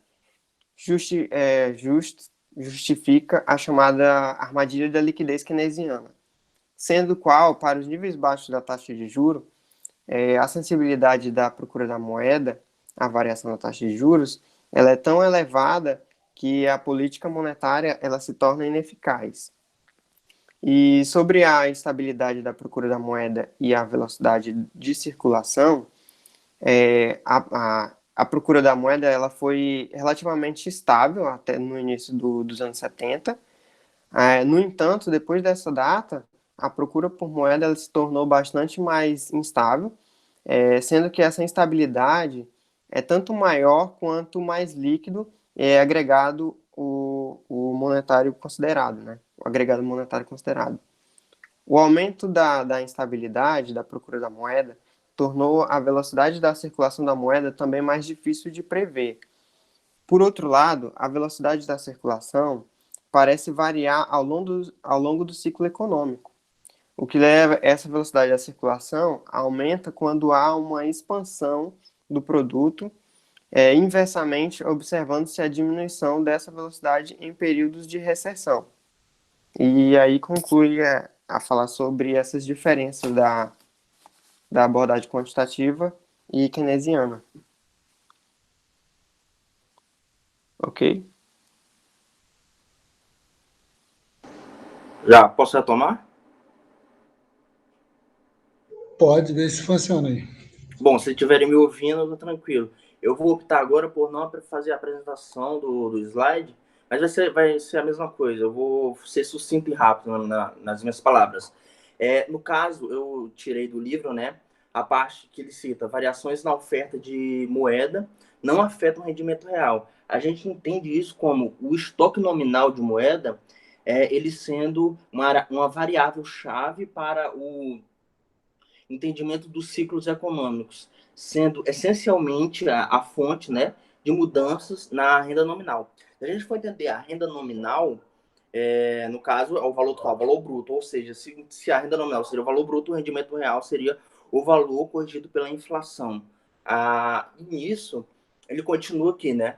Para o Friedman, quando as taxas de juros aumentam, os bancos estão dispostos a pagar mais pelos depósitos que recebem, aumentando o retorno da moeda. E é bem conhecido que os monetaristas, principalmente o Friedman, os alunos dele, eles tinham essa ideia de que a moeda de circulação era algo benéfico, né? Era algo bom. E até se a gente for analisar na própria ideia aqui do trabalho, demanda de moeda, a gente vai ver uma certa meio que similar ao de Keynes, o entendimento dos monetaristas, né? É até algo que eu vou comentar para frente em relação à mainstream também, que eu gosto de bater muito nisso, que se você entender demanda de moeda como K sendo uma constante e PY uma renda nominal, a gente vai ter o produto multiplicado pelo nível geral de preços, que aí teremos a teoria quantitativa da moeda. Isso segundo os clássicos, né? Onde os monetaristas vão beber muito, né? Principalmente os neoclássicos, né? No caso do Keynes é praticamente a mesma coisa. K, né, como a constante, e PY como os juros nominais, e como L também, que acredito eu que como liquidez. E nisso, a demanda de moeda é uma função da taxa de juros para a teoria keynesiana, né? Ou seja, a política monetária não afeta a demanda agregada. Outra coisa também que é citado no texto, o Friedman chega à conclusão que, segundo a teoria quantitativa, variações da massa monetária só têm impacto no rendimento nominal. É basicamente aquilo que eu já falei, né? No caso do rendimento real, o valor corrigido pela inflação. E no seguinte, né, no slide seguinte, eu coloquei aquela mesma equação-função que foi apresentada pela colega, anterior do grupo anterior, né? Que é o M de D sobre P, que daí você tem Y de P igual a rendimento permanente, aí você tem R de B como retorno das obrigações, R de M como retorno da moeda, R de E como retorno das ações, e pedir a inflação esperada ou retorno associado à detenção de ativos reais. E uma coisa que eu achei essencial também, que seria muito bom ter colocado aqui no meu slide, que é em relação aos novos clássicos e os neoclássicos, né? Que seria igual aos monetaristas, mas não necessariamente todo neoclássico é monetarista. Porque se a gente for pegar para estudar, né, pelo menos os neoclássicos, você vai ter Menger, por exemplo, que ele era um neoclássico e ele fundou a própria, pelo menos desenvolveu a própria escola de pensamento, né, que foi denominada em relação ao país onde ele nasceu, né, a Áustria, né. E é até interessante também outro ponto sobre o ISLM, porque o ISLM ele é uma interpretação neoclássica da teoria geral, né? Que eu acredito que o Hicks fez um ano depois da teoria geral do emprego dos juros na moeda, né? Que, não se, salvo engano, foi em 36, se não me engano, a publicação da teoria geral. E daí o Hicks, ele pelo menos até onde eu sei, ele é considerado neoclássico. E voltando aos neoclássicos lá do início, você também vai ter, acredito, o Stanley Jevons, né? O Valras, e alguns deles divergem muito, mas todos têm a base clássica, né, também, e isso seria um ponto que eu gostaria de acrescentar também. E outra coisa, só para finalizar, é um entendimento que a microeconomia, principalmente os modelos de equilíbrio geral, valrasianos, como o de Pareto, né, limita os problemas a casos de troca. Isso seria uma tentativa entre aspas, né, de esconder para baixo do tapete o fator tempo, que é outra coisa que eu também queria, se eu tivesse até mais tempo, eu também entraria mais a fundo sobre o tempo newtoniano, que é aquilo que a gente vai entender principalmente o Keynes, que ele vai, uma das frases mais famosas do Keynes, se a gente for parar para pensar, que é sobre aquele pensamento dele sobre no longo prazo, né?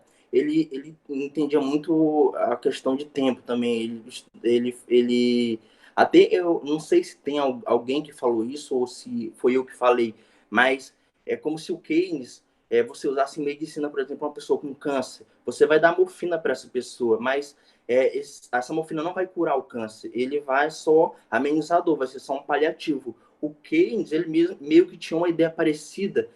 A crise, a gente pode entender a doença como uma crise, né? Você tem uma crise, você não vai para o Keynes, eu estou dizendo, né? Ele tem um pensamento de que você não vai solucionar aquela crise, ela futuramente vai aparecer, mas no curto prazo você vai conseguir resolver.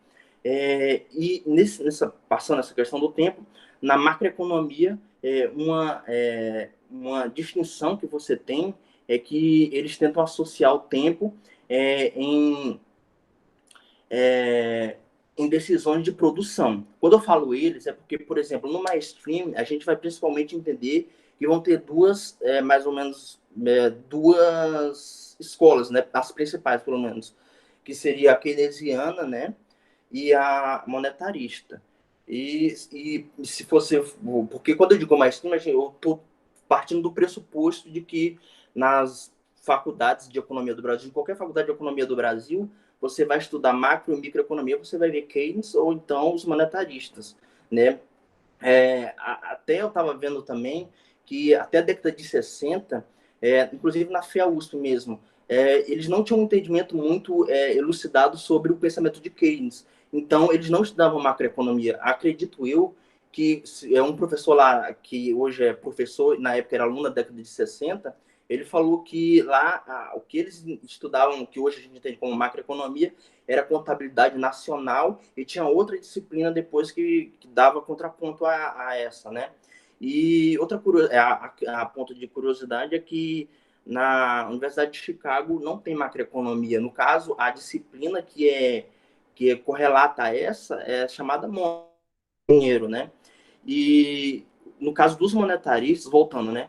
Os monetaristas são por meio de custo de informação, ou seja, leva tempo para você obter as informações necessárias para tomar as decisões. Isso analisando o fator tempo, segundo os keynesianos e os monetaristas. E no fim das contas é isso mesmo.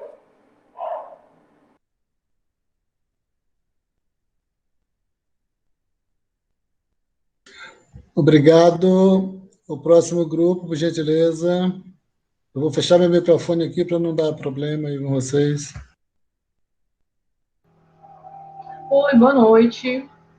Vou compartilhar aqui a apresentação.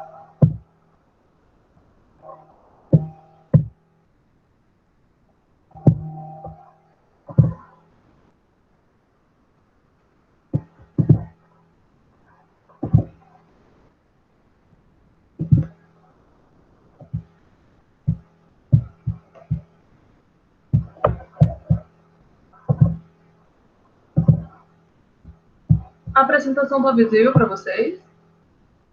Está. Bem, gente, é o grupo 3, composto por Débora, Gustavo, eu e o Vando.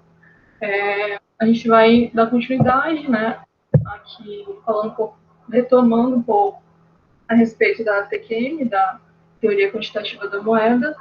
Já foi muito bem explicado, tanto pelo Wesley quanto pelo Anderson, mas vamos lá.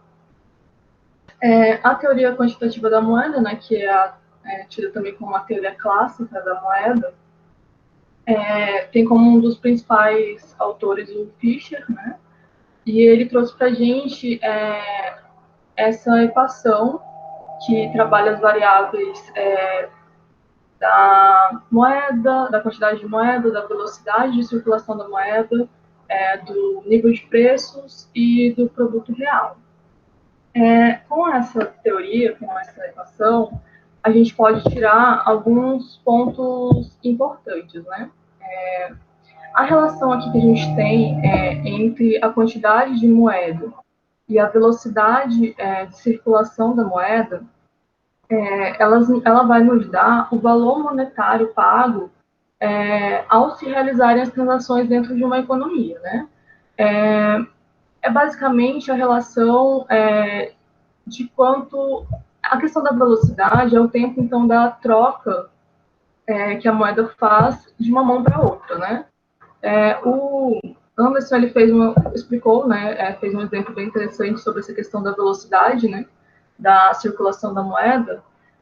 Vou trazer outra aqui só para agregar, mas, assim, por exemplo, se a gente fosse realizar a compra de um casaco que custasse R$100, a gente entregaria, então, esse valor ao lojista, né, ao dono da loja, e esse movimento de comprar o casaco, ele faria um movimento na economia voltada da indústria têxtil, por exemplo, né?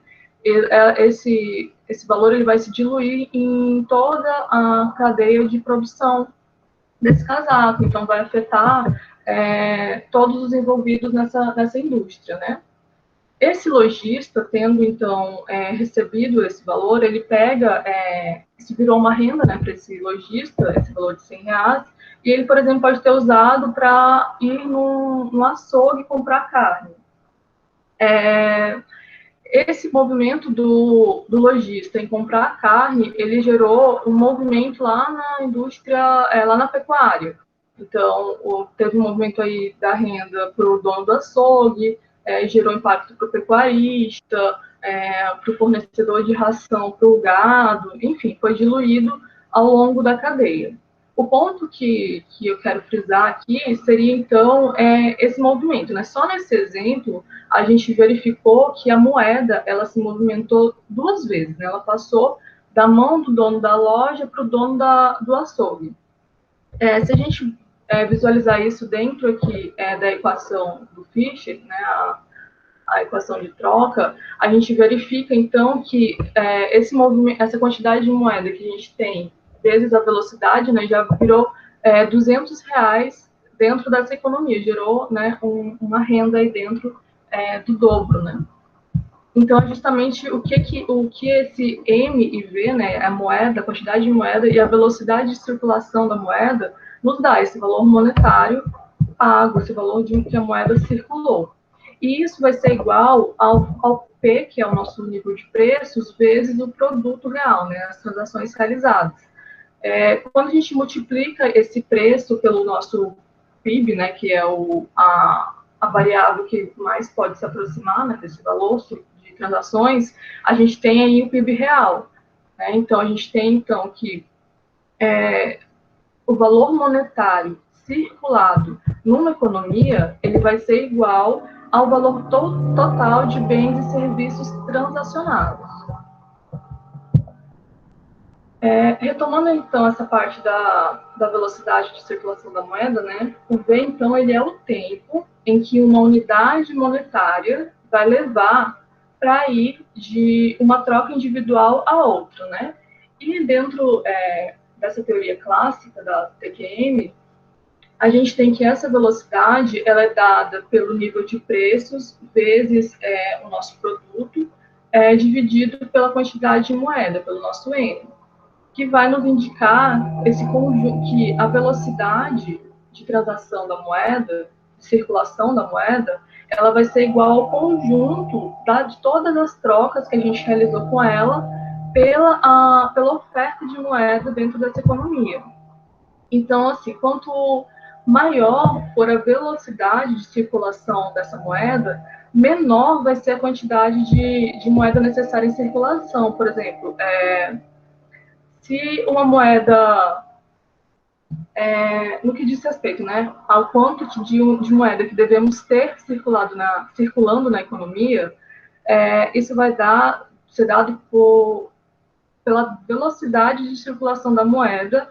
Essa velocidade ela vai fazer com que uma unidade de moeda circulando ela consiga sanar um conjunto N de transações.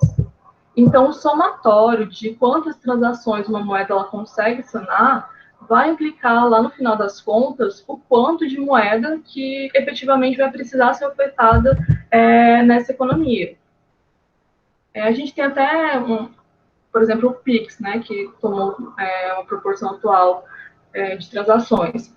Quanto mais a gente utiliza esses meios eletrônicos, né, o dinheiro digital, e deixamos de utilizar o dinheiro físico, isso vai fazer com que pode fazer com que se aumente a velocidade de circulação da moeda, né? Então, quanto maior for essa velocidade de circulação, menor vai ser a quantidade de moeda necessária para essa economia.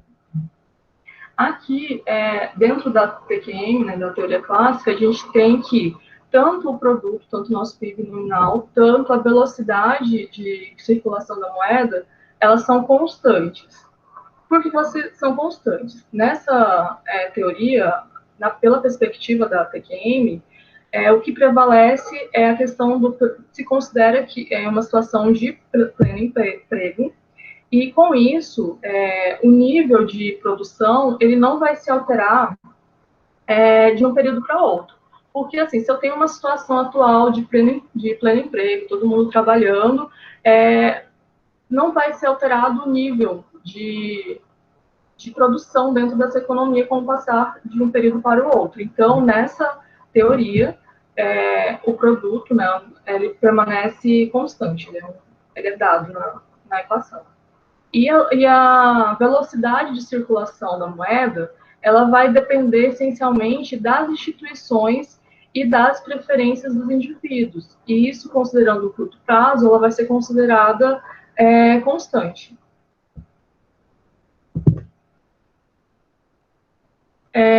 como foi afirmado, sendo, então, a nossa velocidade de circulação da moeda e o nosso produto real, eles sendo constantes, nós temos aí uma situação de causalidade entre a quantidade de moeda e o nível de preço. Nós temos que quanto maior for a quantidade de moeda, maior será o nosso nível de preços. Então, a variação da oferta de moeda, ela vai implicar apenas no nível de preços, sendo que V e Y, né, a nossa velocidade de circulação da moeda, e o nosso produto ele permanece constante, estamos tendo essa situação de causalidade. Assim, a nossa moeda vai ser apenas, nessa situação da TQM, ela vai ser apenas um meio de troca. E o nível de preços, né, o preço, vai ser uma variável passiva e que vai ser determinada pelo volume de moeda circulante nessa economia. Essa foi a questão da TQM, né, a abordagem da TQM. E aqui nós entramos com a teoria keynesiana da preferência pela liquidez, que já foi bem explicado também. Keynes ele estabeleceu 3 motivos para explicar o porquê as pessoas têm a necessidade de demandar, né, moeda, de ter moeda. Foi falado da transação, da precaução e da especulação.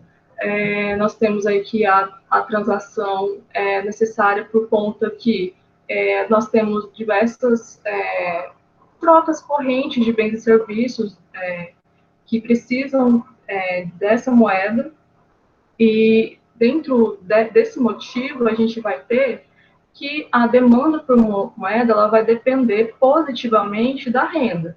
Então, nesse motivo de transação, quanto maior for a nossa renda, maior será a nossa demanda pela moeda.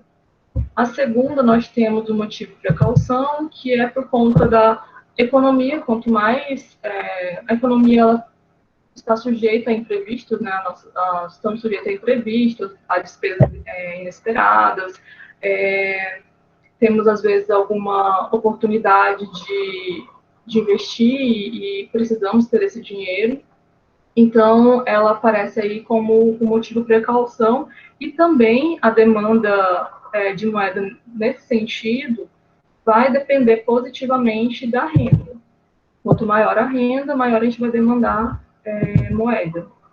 E temos o último motivo, que é o motivo de especulação, que daí já é quando no sentido da moeda como uma reserva de valor. E aí nós temos que a demanda pela moeda ela vai depender de quanto menor for a taxa de juros. Uma taxa de juros abaixo do que é tido como normal vai gerar expectativas que essa taxa de juros suba e o preço das obrigações desça, e com essas expectativas as pessoas vão preferir deter sua riqueza em forma de moeda. Aqui nós temos a função de preferência pela liquidez, onde nós temos, juntando a demanda por moeda pelos 3 motivos, temos a demanda por moeda de Keynes, que é a função de preferência pela liquidez. Aí ela nos indica que essa demanda por moeda ela vai ser sendo crescente, então, em relação à taxa de juros, aliás, sendo decrescente em relação à taxa de juros e crescente em relação ao rendimento. Aqui nós temos a velocidade de circulação, que também já foi bastante exposto e explicado pelos grupos anteriores, e vai nos dizer que quando a taxa de juros aumenta, a demanda por moeda em termos reais ela vai diminuir e aumenta, assim, a velocidade de circulação.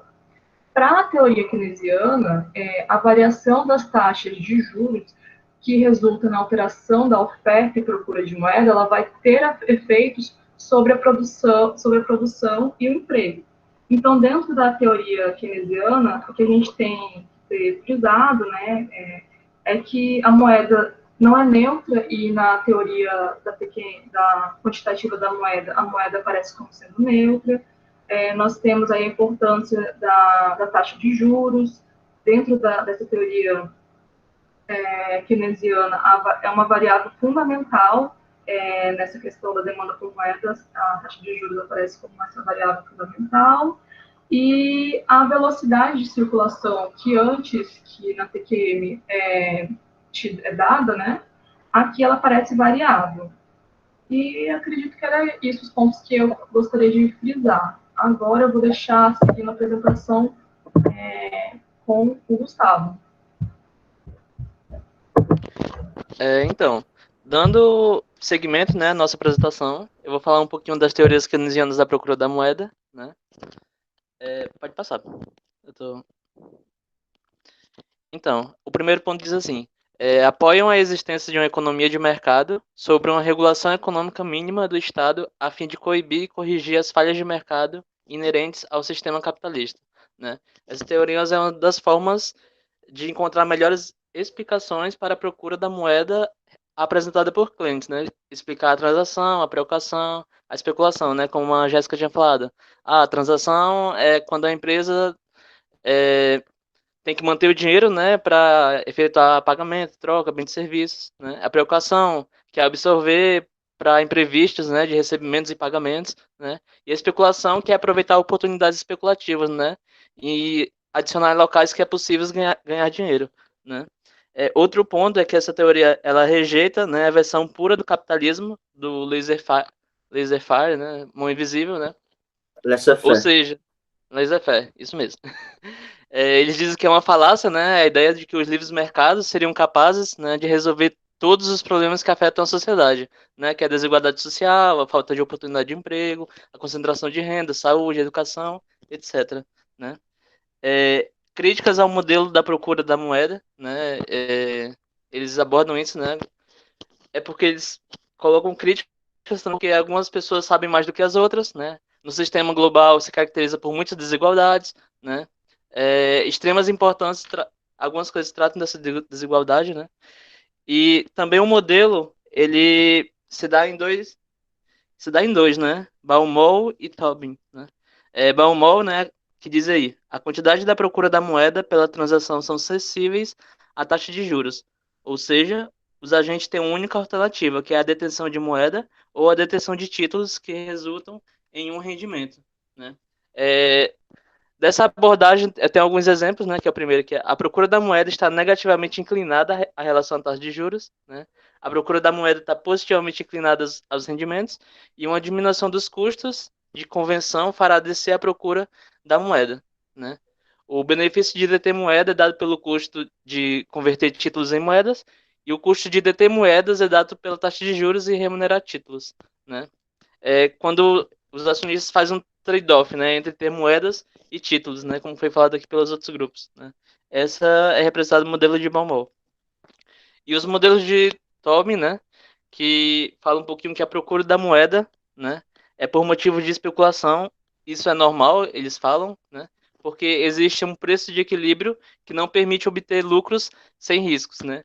Ou seja, nessa teoria, os agentes são aversos aos riscos, né. Ou seja, ele deseja ter aumentos crescentes do seu rendimento, esperado para aceitar aumentos constantes do seu risco, né. Ele faz uma diversificação, né, das suas preferências, né, faz uma representação diferente das suas preferências, né, curvas de indiferenças convexas, né. Ou seja, diminui o montante global através da diversificação, né. Então esse modelo ele trata dessa diversidade de riscos, né, aumentar o risco e faz a balança, né, do risco, do rendimento, né, tem uma carteira de ativos, né, reserva de valor, diferentes moedas, né, especula. Essa é representada está representando nesse modelo, né, que a moeda é para explicar um pouquinho melhor o modelo keynesiano. E é isso. O próximo, vou passar agora para opa. Passar para a Débora, apresentar um pouquinho ainda do próximo assunto. Boa noite.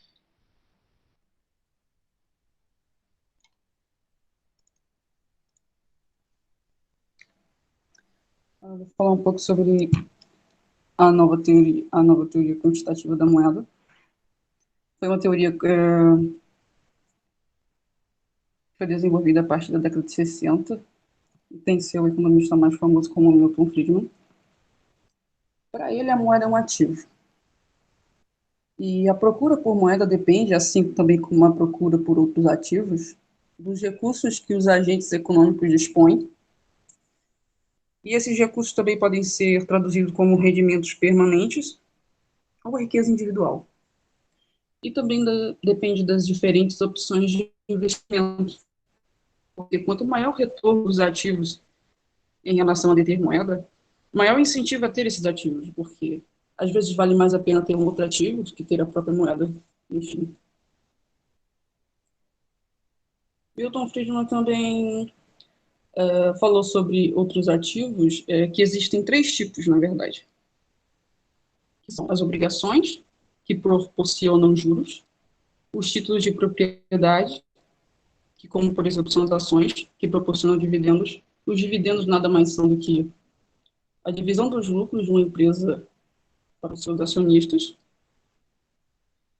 E os ativos reais, que podem ser os imóveis, que têm retornos de capital quando o preço aumenta, mas também que pode ser traduzido como a taxa esperada de inflação. O retorno esperado da moeda decorre de 2 fatores. A taxa de juros associada à detenção de moeda pode ser auferido com os juros que os bancos possam auferir, na verdade. E também aos serviços prestados pelos bancos associados a contas de depósito incluídas nos agregados monetários, que são, por exemplo, contas que as pessoas pagam de luz, de água. Para Friedman, a procura por moeda é estável. Isso porque o rendimento permanente é estável, o que faz também com que a velocidade da moeda, da circulação de moeda, seja constante também e previsível.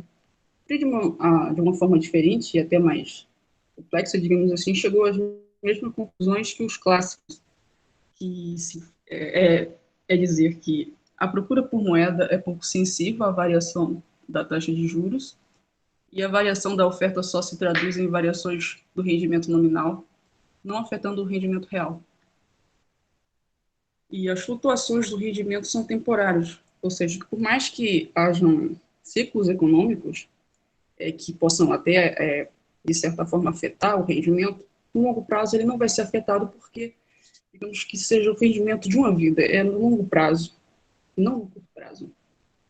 A grande conclusão de Friedman com a sua teoria é de que, sendo qual as variações da massa monetária só tem impacto no rendimento nominal, ou seja, a oferta de moeda ela é apenas afetada no nível geral de preços. Isso aí eu tenho que falar. Pode continuar o próximo.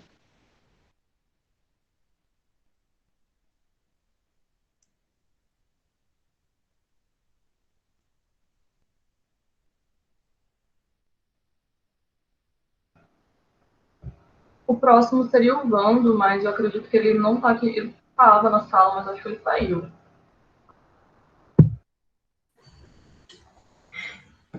Então, tá bom.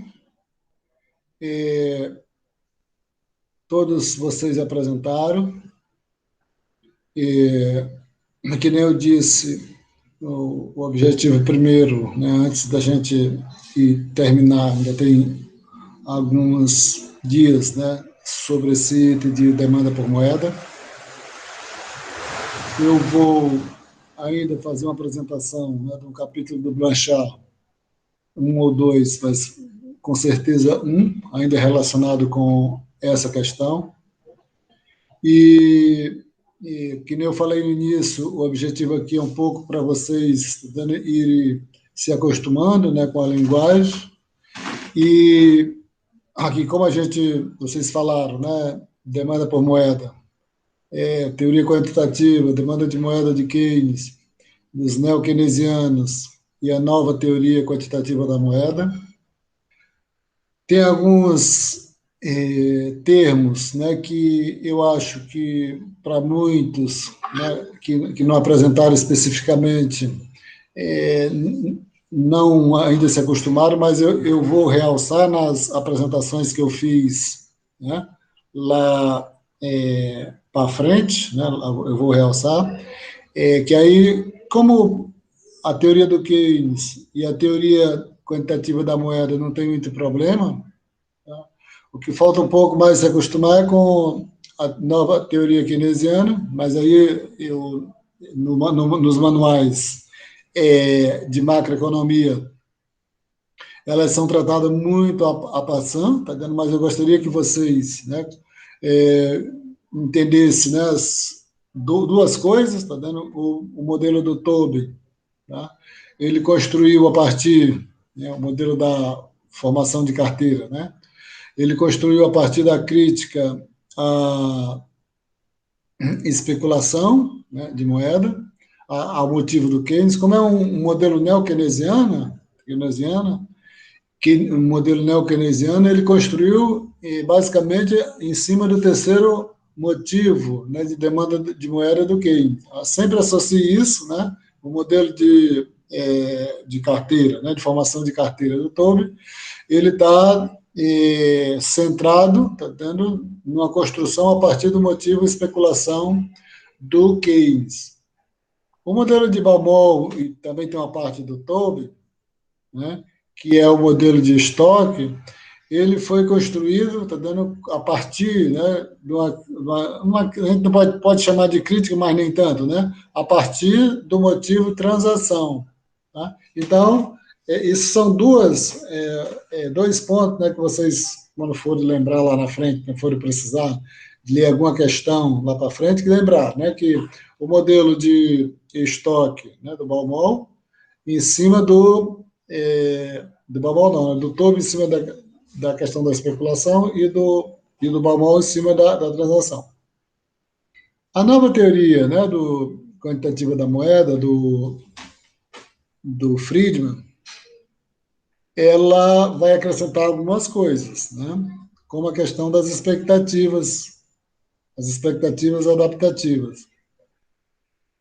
Além da questão das expectativas adaptativas, assim como na teoria do Toby, né, que tem um nome específico a respeito, né, do modelo de carteira de investimento, né, que você faz uma comparação entre os ganhos e o risco, tá, entre os ganhos e o risco, e o modelo de Baumol, que tem o nome lá, né, de modelo de estoque, quando você vai discutir a demanda de moeda a partir da teoria quantitativa, da nova teoria quantitativa do Friedman, é muito bom lembrar tá dando um outro conceito que ele formulou, que é o conceito de renda permanente. Aí é fundamental para vocês lerem qualquer coisa que for ler, tá dando, lembrar sempre dessa ideia de renda permanente, né, que vai dizer mais ou menos assim, né?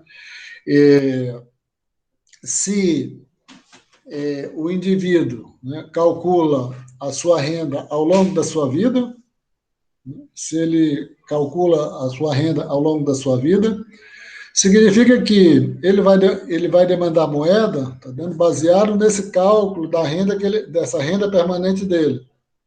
Ou seja, se ele tiver um aumento de renda num determinado momento, ele não vai aumentar os gastos abruptamente, porque a base de referência dele é a renda permanente dele ao longo da vida. Da mesma forma, se ele tiver uma redução da renda por algum motivo, tá, num certo momento, ele não vai reduzir abruptamente os seus gastos, tá, porque ele está tendo como referência a renda permanente dele, né, que ele vai auferir ao longo da vida, né? Então, eu vou tratar isso, né, lá para frente, tá vendo?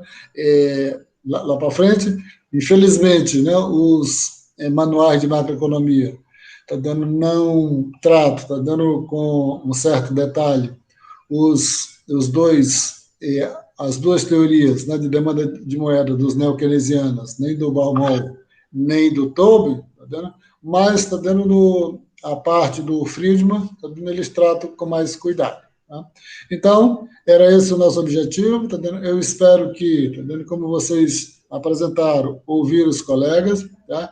Que isso, tá vendo, vá se tornando um pouco, tá vendo, comum para vocês esse linguajar. Alguém tem alguma observação para fazer, assim, para acréscimo? Não, professor. Então é isso, tá vendo? Então eu vou passar alguma atividade para vocês daqui, né, para o nosso próximo encontro e vou fazer uma apresentação, né, baseada num capítulo específico do livro do Blanchard, que eu coloco para vocês aí. Tá? Então eu vou desligando aqui a gravação, tá? E desligando aqui.